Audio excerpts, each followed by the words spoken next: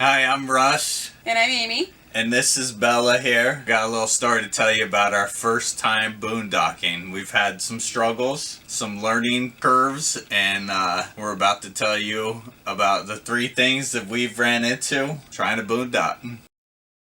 I think the first thing would be electricity. It doesn't exist without an outside source. So when we had bought the RV, which is a Big Country by Heartland, the sales guy had told us that the 2 interstate batteries that were in here could last 2 or 3 days. Well, when we got out here, we came to find out that the batteries last about 10 hours, and that's about it. So throughout the day, we have to run a generator.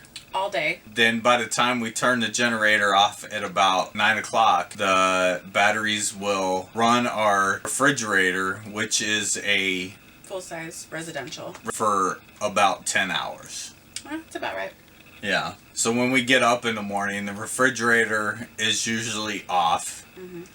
It's usually warmed up about 15-20 degrees, but we keep it at 6 degrees, which is the highest setting that we can actually go on it, and once we turn the generator on, it starts charging everything again. So far we're able to run my computer, everything that I need to run with my computer, both monitors, tower, my headset.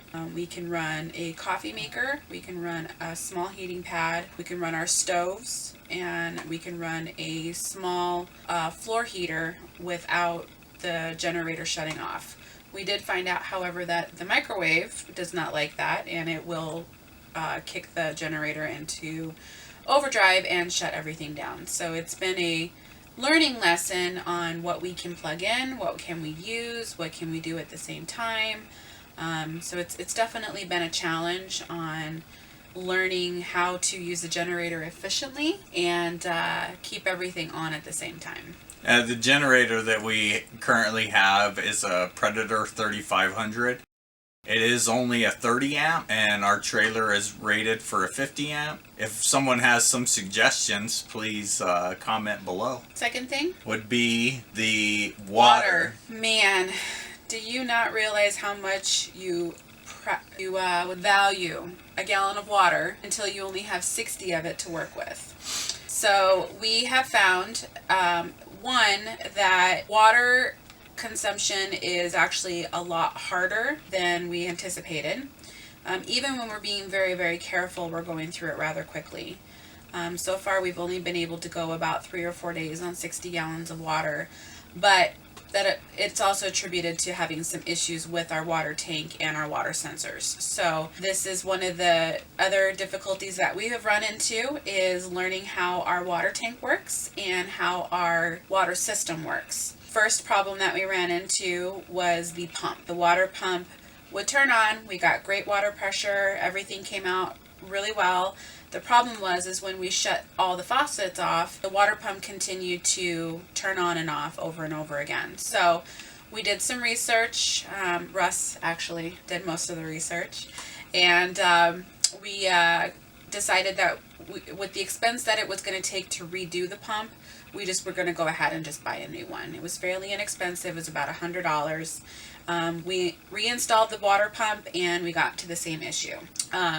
So we did a little bit more research, and what we found out was that these years of RVs, I believe that it started in 2015. Yes, 2015 to 2018 in the Heartland RVs, they used a valve called an Anderson valve. You know, before we had found out about the valve, everyone kept telling us that we had a leak somewhere. And we went through every hose, every outlet, through the whole RV. And the hoses are pretty much dusty underneath the RV. There's nothing wet anywhere. But once we had done all the research to find out that nothing was leaking, we had found some YouTube videos, and I can put the link to one of the videos about the Anderson valve that's in these trailers from 2015 to 2018. And the Anderson valve is made out of plastic, which over time the little rubber pieces that close the valve off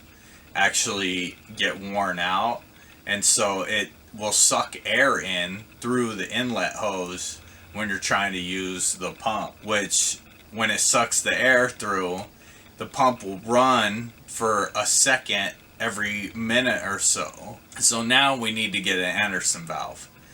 We also had noticed when we were filling up the tank that we were losing a whole bunch of water if it wasn't switched over right. We had to make sure that we were doing that correctly. It's been fun. So, needless to say, we still need to get an Anderson valve, and we're still working on that one. Haven't quite mastered the solution to that one yet. Yeah, we just don't quite have the money to get it at this time, but we will need to get the Anderson valve because of the fact when we were in the RV park, we had noticed that our water storage tank was full, and we had never turned it on to tank to fill up. We had it empty, and then come to find out that that's another problem with the Anderson valve, is that when you're on city water, it will fill up your tank without you even knowing. There was a couple times where we came out and the overflow was going and we couldn't figure out why it was happening. So now we know. So it's going to be a process of, trial and error and trying to figure out what works and what doesn't work, and we'll figure it out eventually. So, and then our other biggest problem of being out here, so where we're at, we are at Chirica Summit. I don't know. We can't say it right. Yeah, it's we Chirica. can't say it right. It's CHIRIACO, I believe. Some people have told us how to say it correctly. I'm sure we're completely wrong. If you know how to pronounce it correctly, let us know, and I will be happy to correct ourselves. But in the meantime, it's Chiraco or Chiraco, or we're not even really sure. But it is so windy here. We have a sweet campsite. We're actually across the street from the gas station and airport and stuff. We have an AT&T tower so that my wife can work from the RV just right here. So we get 5 bars. We get, 60 download and like a 30 meg upload, which is incredible. The site's fantastic. The only thing is it's been more windy than it has not been windy.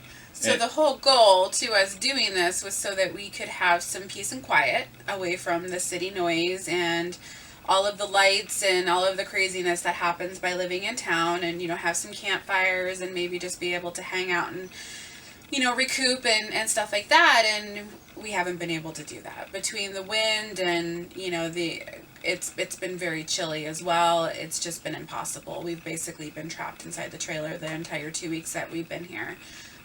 There was a couple days last week where we were actually able to have a campfire and do some cooking outside and kind of enjoy the outdoors, but for the most part we have every window shut, and the howling of the wind makes it almost impossible for us to kind of relax. It's been difficult. Sleepless nights, literally sleeping there sound asleep, and it literally feels like somebody's coming and shaking you violently awake, and it's a little disturbing and we're worried if we have a fire that we're gonna burn down the desert. Yes, like we're gonna light be everything that couple on. that wanted to just do some s'mores and decided to burn down the forest in the process. So we didn't want to make the news this time, and so we decided to just play it safe and just not have a fire. So those were our 3 things that we had found were the most troublesome since we've been out here, and thanks for watching.